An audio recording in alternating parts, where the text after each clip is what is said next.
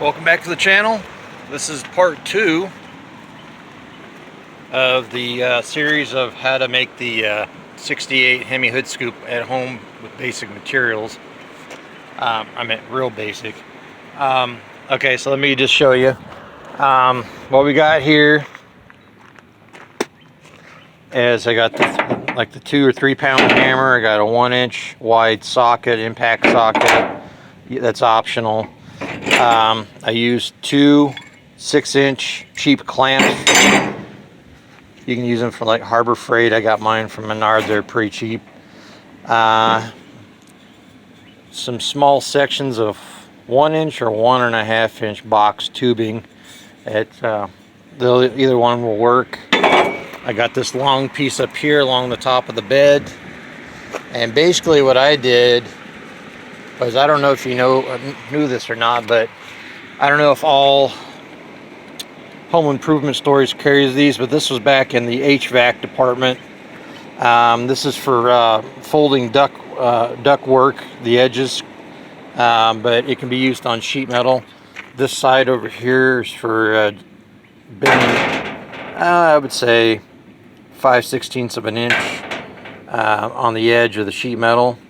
This one's more almost an inch on this side, so you can slide it down on there and bend it. That was about 19 bucks. I'm probably going to take it back. I didn't really use it for anything. So anyway, so how did I go about making this handy dandy, awesome, homemade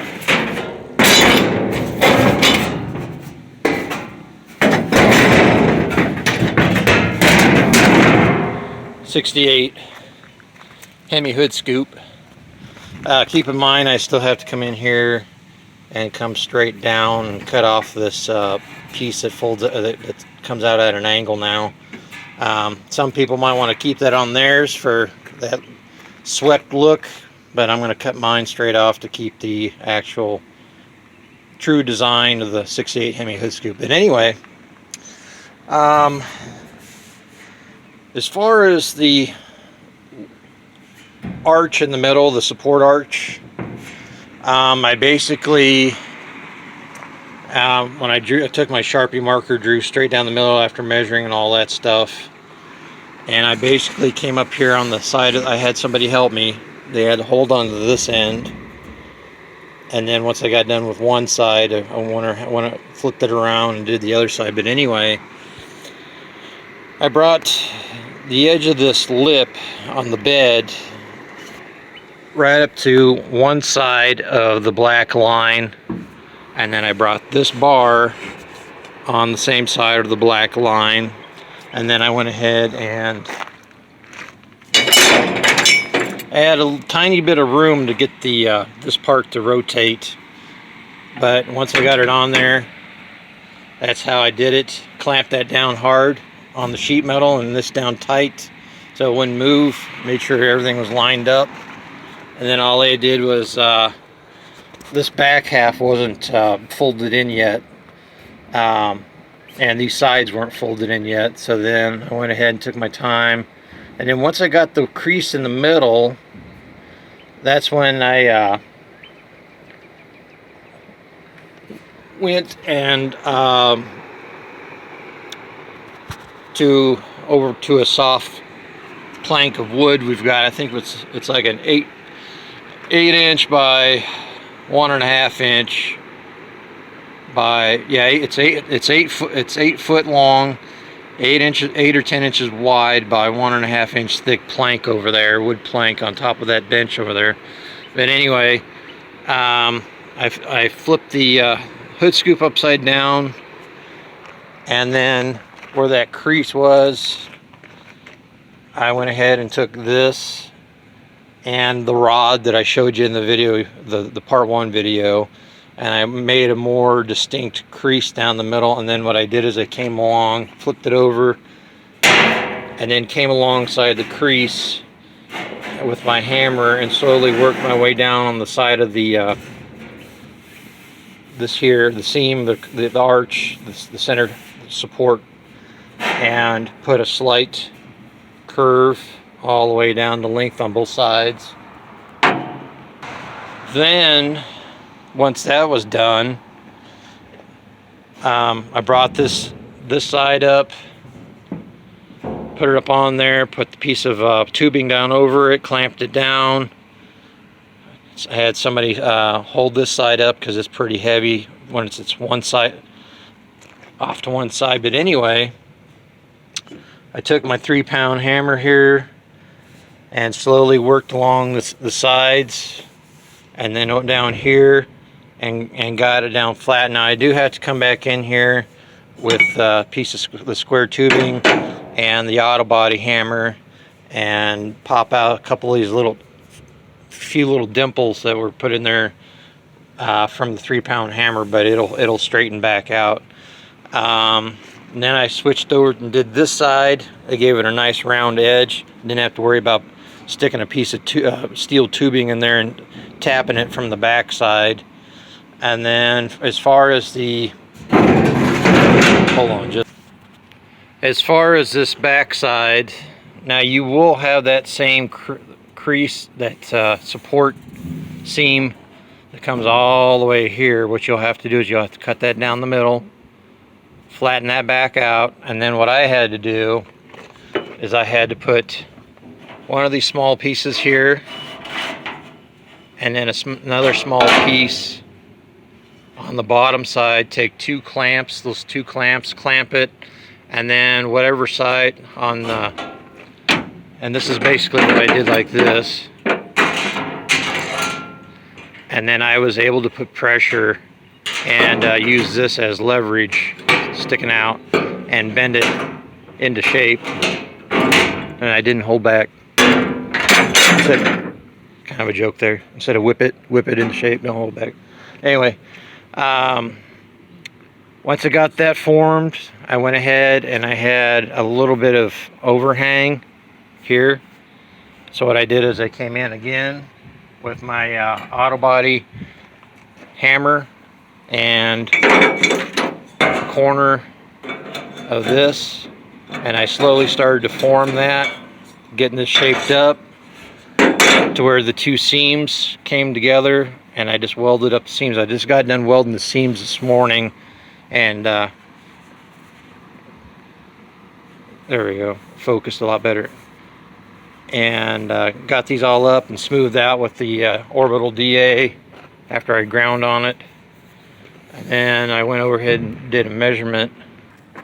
So anyway, sorry, I got temporarily sidetracked. FedEx was using a budget rental box truck to deliver packages in, and I guess my sister got some packages delivered. But anyway, then I came in here and took a measurement on the hood and cut out this notch, this flat section here, to mimic the back of the hood.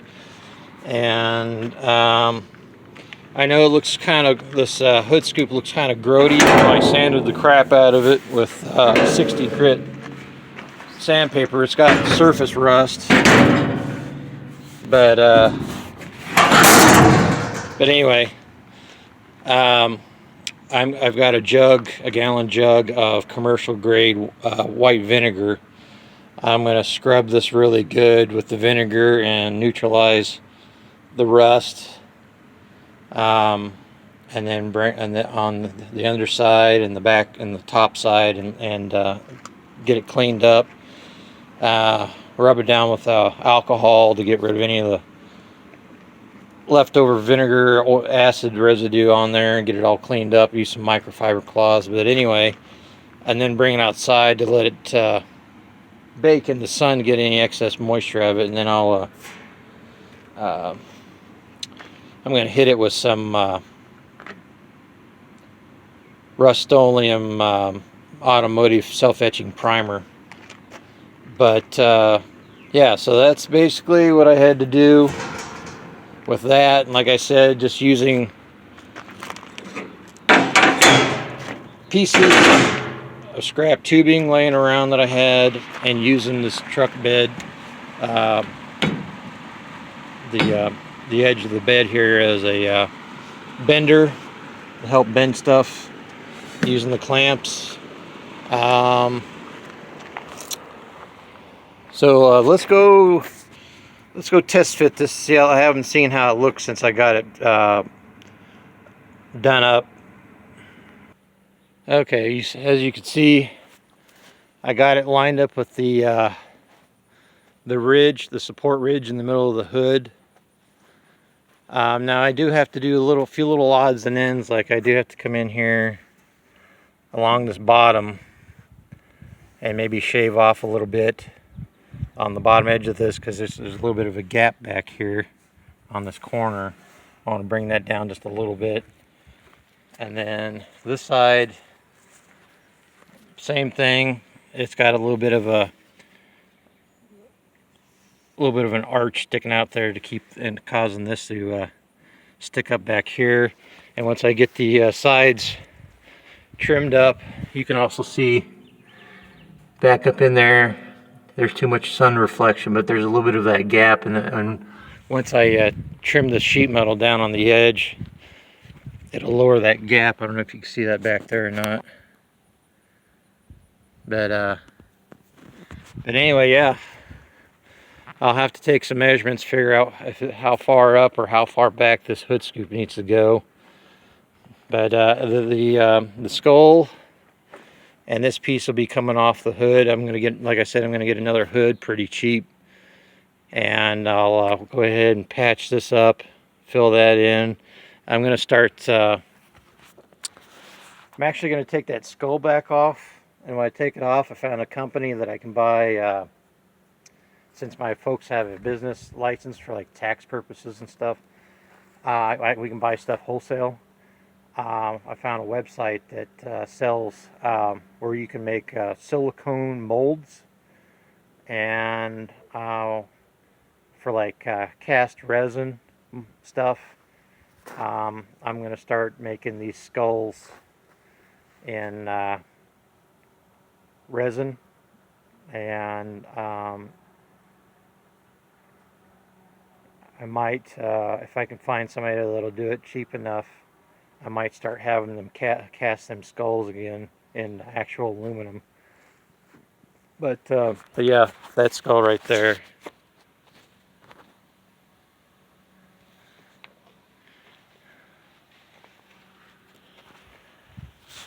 That's probably about a 2-inch by 2.5-inch by 1.5-inch wide skull. But yeah. Anyway, let's stand out here. And then don't forget, I still got to put the once I get everything else finished up, fine-tuned, then I can start getting the hood ready and start getting them jail bars put in there, those support bars, stuff like that, and go from there. But I think that looked pretty cool. It'll definitely give the truck kind of a muscle car look, or muscle truck look. Something a little different. We'll see. But until next time, stay tuned for part 3.